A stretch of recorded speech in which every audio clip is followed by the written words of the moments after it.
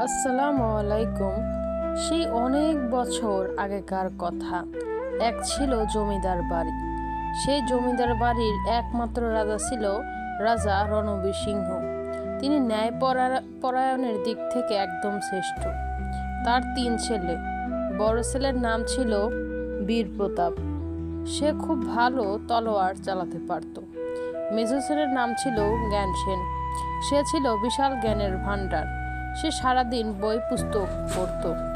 অন্যদিকে তার ছোট ছেলে একদমই আলাদা। তার নাম ছিল দয়ালু। সে সবসময় সবার প্রতি দয়া দেখাতেন। এই হলো তার 3 ছেলে, বীর প্রতাপ, জ্ঞানসেন ও দয়ালু। তাদের দুজনের ব্যবহার ছিল 3 রকম। প্রথম ছেলে বীর প্রতাপ ছিল খুবই সাহসী। সে খুব ভালো তলোয়ার চালাতে পারত।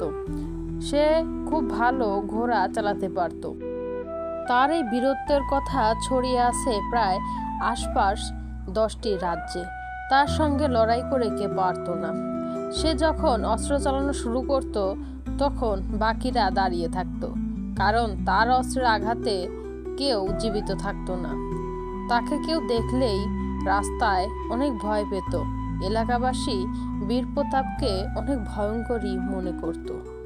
এভাবেই চলছিল বীর প্রতাপের জীবন। অন্যদিকে মেজো ছেলে নামটি ছিল জ্ঞানসেন। সে ছিল জ্ঞানের বিশাল ভাণ্ডার। সে মনে করত শুধু শক্তি দিয়ে রাজ্য চালানো সম্ভব নয়, জ্ঞান বুদ্ধি দিয়ে ও আইনি বিভিন্ন বিষয় নিয়েই রাজ্য চালানো সম্ভব। সে সবসময় নতুন নতুন ধারণা তৈরি করত, আর কিভাবে রাজ্যকে ভালো রাখা যায় তার জ্ঞানের মাধ্যমে সেই আলোচনা সে সারাক্ষণ করত। অন্যদিকে ছোট ছেলে ছিল তাদের থেকে একদম আলাদা। তার নামটি ছিল দয়ালু। সে ছিল দয়ার ভাণ্ডার। সে সবসময় চিন্তা করত যে গ্রামের মানুষজন কিভাবে খেয়ে পরে বাঁচবে আর কিভাবে তারা সুখে থাকবে। এরপরে একদিন রাজা রণবীর সিংহ ঘোষণা করল যে এখন আমি এই 3 ছেলের মাঝে একজনকে আমি আমার সিংহাসনে বসাতে চাই, কিন্তু আমি কাকে বসাবো আমি বুঝতে পারছি না। আমি কিভাবে এই সিদ্ধান্ত নেব?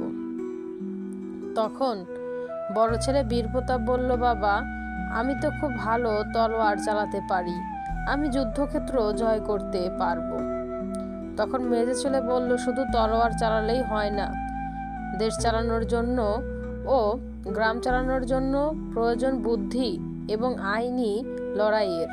তখন ছোট ছেলে বলল, বাবা, এসব কিছুই আমাদের গ্রামকে রক্ষা করবে না। আমরা গ্রামকে কিভাবে ভালো রাখতে পারি এসব কিছু আমাদের বিশ্লেষণ করতে হবে। তখন রাজা রণবীর সিংহ বলল, আমি তোমাদের 3 জনের 3 রকম কথার কিছুই বুঝতে পারছি না। এরপর আমরা দেখলাম যে বিকালবেলা রাজা রণবীর সিংহ খুবই চিন্তিত। সে চিন্তিত হয়ে আছে যে কিভাবে সে কি করতে পারবে। সে একবার এদিক থেকে ওদিক এবং এদিক থেকে ওদিকে যাচ্ছে যে কিভাবে 3 ছেলের মধ্যে কে শ্রেষ্ঠ সে লড়াই বেছে নেবে। তখন সেই রাজ্যের রানী বলল, রাজা রণবীর সিংহ, আপনি এত চিন্তিত কেন বলুন? তখন রণবীর সিংহ বলল যে 3 জনের মধ্যে কে সবচেয়ে শ্রেষ্ঠ এটা আমি কিভাবে বের করবে, তুমি বলো। তখন রানী একটু ভেবেচিন্তে বলল যে হ্যাঁ, এটা তো আসলেই অনেক ভাবনার বিষয়, কিভাবে যে কি হবে। তখন রাজা বলল যে আমি তো সেই চিন্তাই করছি, কাকে রাজ্যের ভার দিলে রাজ্য ভালোভাবে চলবে। তখন রানী আরও বলে উঠল যে কোনো চিন্তা করবেন না, একদিন সব সমাধান হয়ে যাবে। তখন আমরা দেখতে পেলাম যে মাথায় টুপি ও সাদা দাড়িওয়ালা একজন রাজপ্রাসাদের সামনে হাজির। তার নাকি আশ্রয় চেয়ে রাজপ্রাসাদে। তখন সেনাপতি বলে উঠল যে দেখুন, আমি আপনাকে আশ্রয় দিতে পারবো না। আপনাকে আশ্রয় পেতে হলে রাজার কাছে কথা বলতে হবে। আমি রাজার কাছে যাচ্ছি। এই বলে সেনাপতি এবার চলল রাজার কাছে। রাজা তাকে আশ্রয় দেয় কিনা।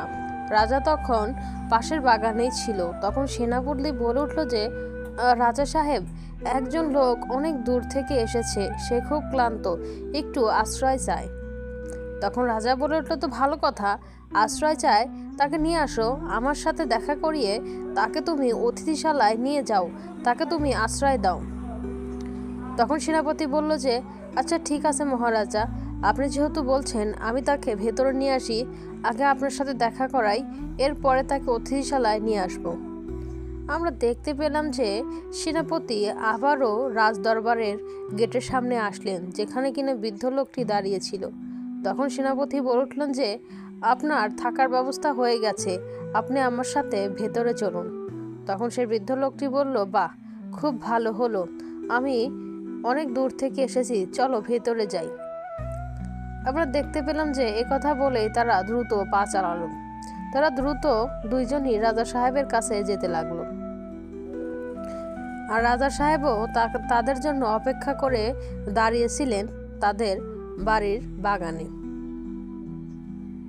এরপর রাজা বললেন যে এই হলো তোমার সেই অতিথি, তো খুব ভালো কথা, তাকে তুমি ওই অতিথিশালায় নিয়ে যাও, বিশ্রাম করতে দাও।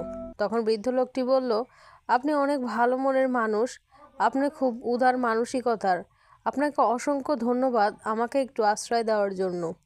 তখন রাজা একটু বলল, দেখুন, এটা আমাদের দায়িত্ব কর্তব্য কোনো অসহায় লোককে আশ্রয় দেওয়া।